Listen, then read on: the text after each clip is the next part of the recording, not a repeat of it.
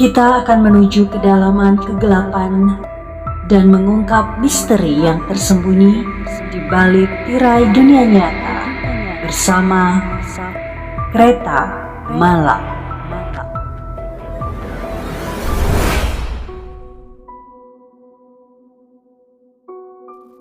Kali ini saya akan mengajak Anda untuk menuju kisah Warung Makan Hantu. Kisah ini bersumber dari Twitter Cerita Sisi Kanan.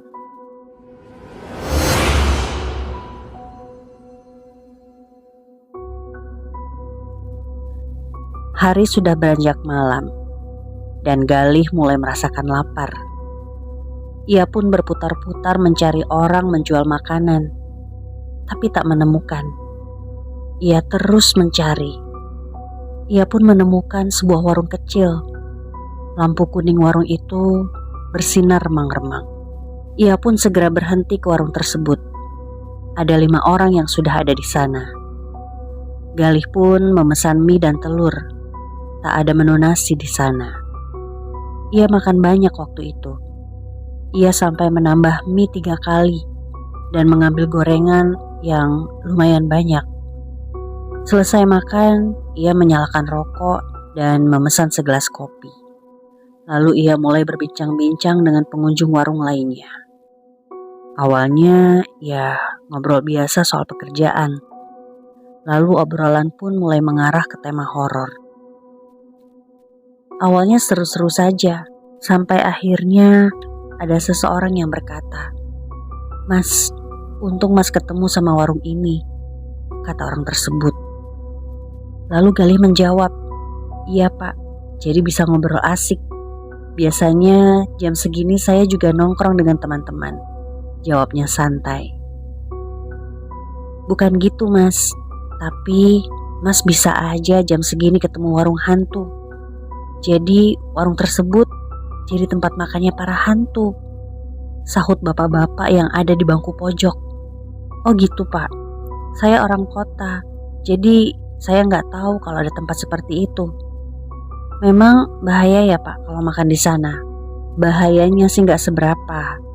Paling kalau ada makhluk yang terganggu dengan kehadiran kamu, ya kamu bakal diganggu dengan beberapa hal," sahut sang bapak.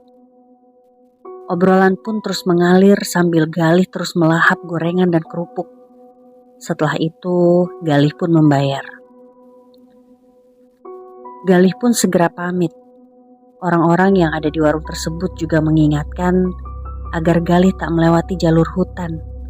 Walaupun itu hutan produksi, tapi tetap saja ada yang aneh dengan hutan itu. Warga mengarahkan Galih untuk lewat jalan dekat persawahan. Selain karena minim hantu, area persawahan juga jarang begal, karena sampai malam pun akan ramai. Jarak pandang yang cukup jauh dan sudah ada lampu jalan. Galih pun menurut saja, karena ia tak mau ambil resiko. Ya, walaupun harus berputar jauh. Pada malam berikutnya, Galih selalu masak di rumah. Namun, pada suatu malam, Galih lapar dan ia bosan dengan menu oseng tempe maupun olahan telur.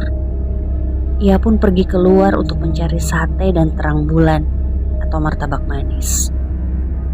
Ia pun menaiki sepeda motornya ke alun-alun kota. Perjalanan ke alun-alun sekitar 3 jam. Sampailah Galih di alun-alun. Tetapi alun-alun kota kecil itu sepi. Hanya ada penjual nasi goreng. Setelah berputar-putar, Galih tak menemukan makanan incarannya. Ia pun putar balik dan kembali ke desa. Di tengah perjalanan, ia bertemu dengan sosok aneh, mirip kera, tapi 2 kali lebih besar sosok tersebut. Sosok itu berlari ke arah motornya. Karena panik, Galih langsung gaspol motornya sampai kecepatan 100 km per jam. Sosok kera besar itu masih mengikuti. Kini ia tak sendiri. Ada 5 ekor kera lainnya yang mengejar. Anehnya, Kera-kera tersebut bisa mengimbangi kecepatan motor Galih.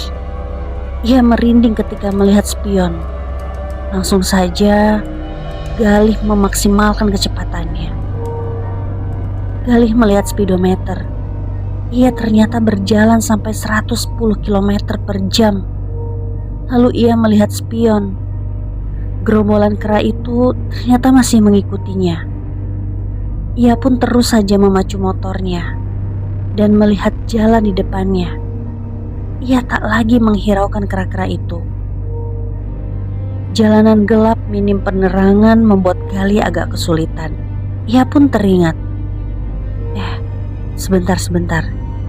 Ini kan jalur hutan produksi, bukan jalur utama.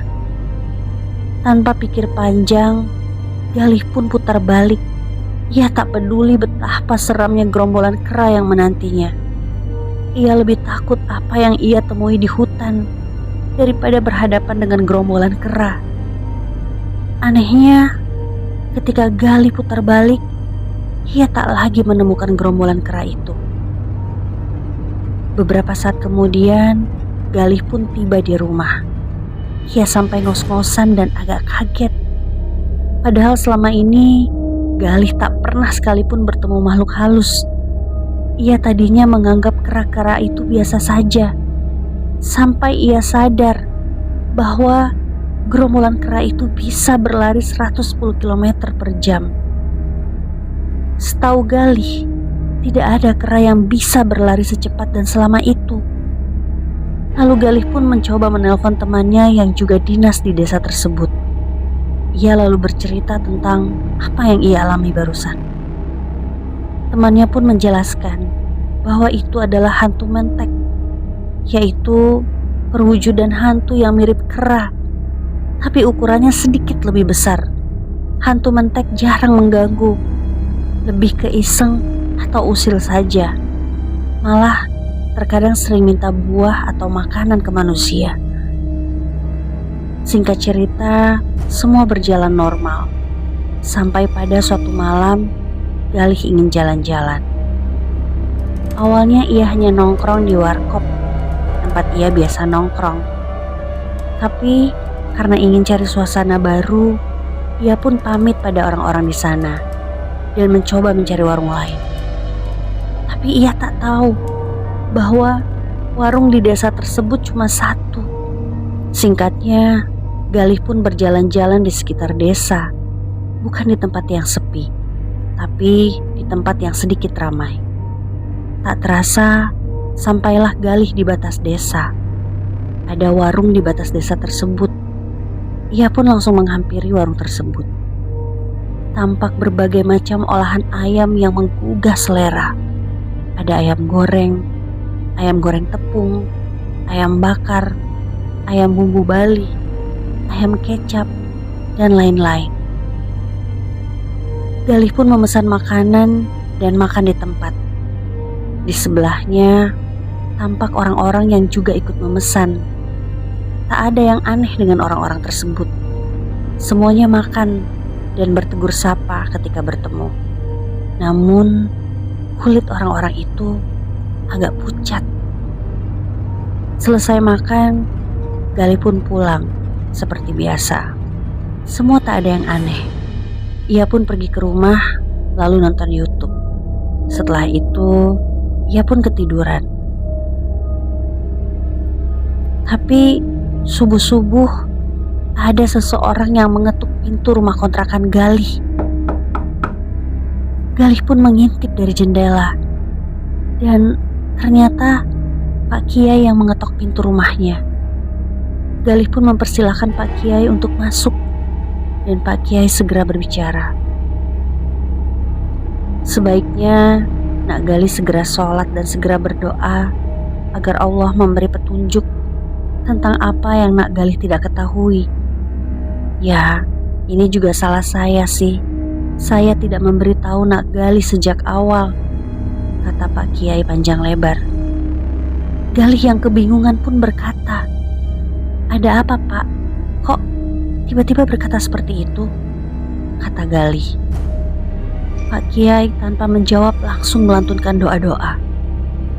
Lalu beliau beranjak dari tempat duduknya dan berkata, "Nanti Nak Galih akan tahu sendiri." Waktu pun berlalu, siang sudah berputar menjadi malam. Galih masih tak paham dengan omongan Pak Kiai. Namun, karena sudah lelah bekerja, Galih pun tertidur. Di dalam mimpinya, ia melihat banyak sekali makhluk aneh yang ada di warung tempatnya kemarin makan. Lalu Galih pun terbangun di tengah malam.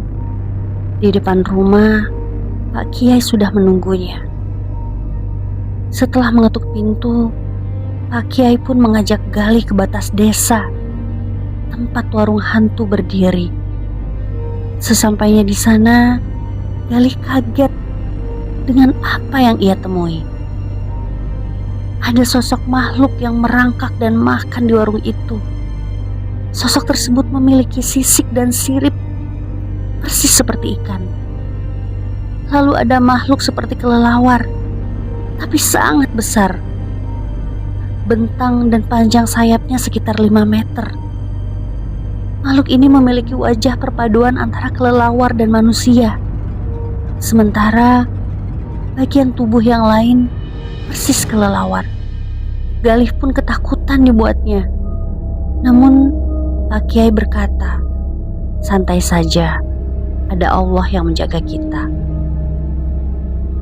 Lalu tak lama setelah itu muncul makhluk lain. Makhluk tersebut memiliki 8 tangan dan 2 kaki, merayap dari hutan produksi ke warung itu. Wajahnya mirip manusia, namun dengan 2 taring melengkung sepanjang 30 cm. Galih pun menutup matanya ketika melihat makhluk tersebut.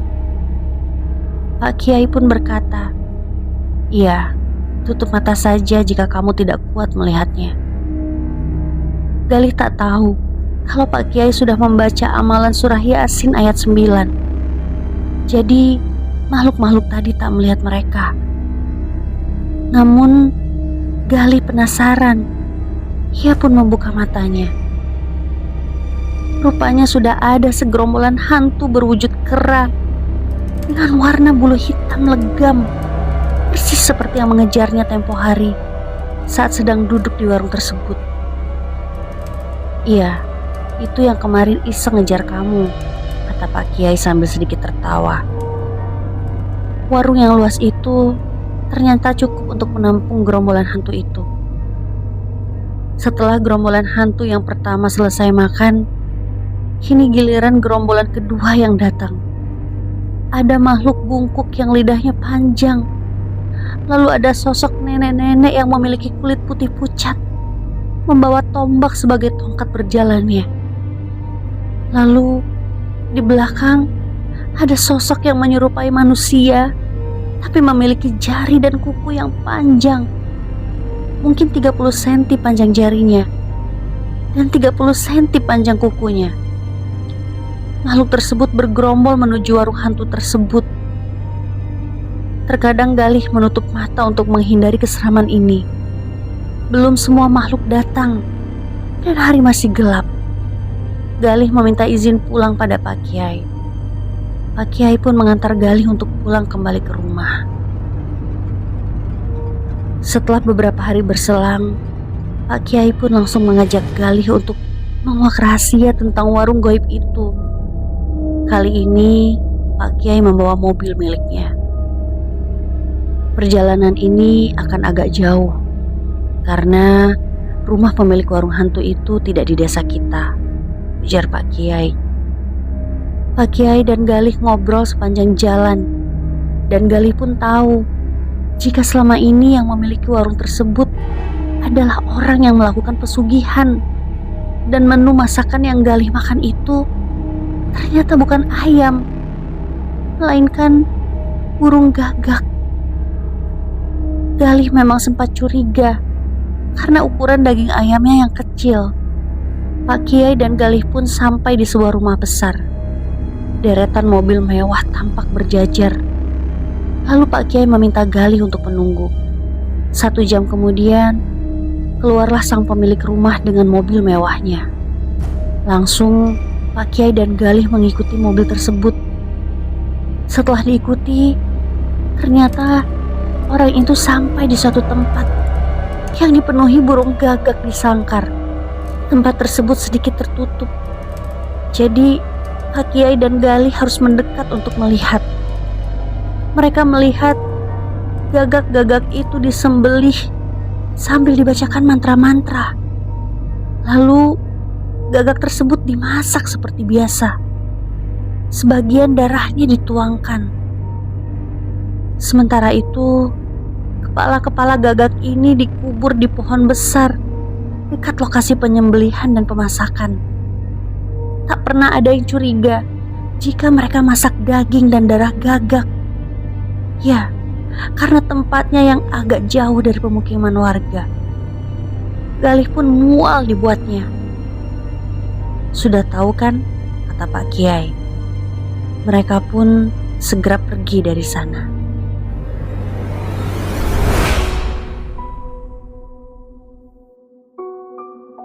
Ikuti terus perjalanan kereta malam, karena mungkin saja akan membawamu pada kisah yang sama.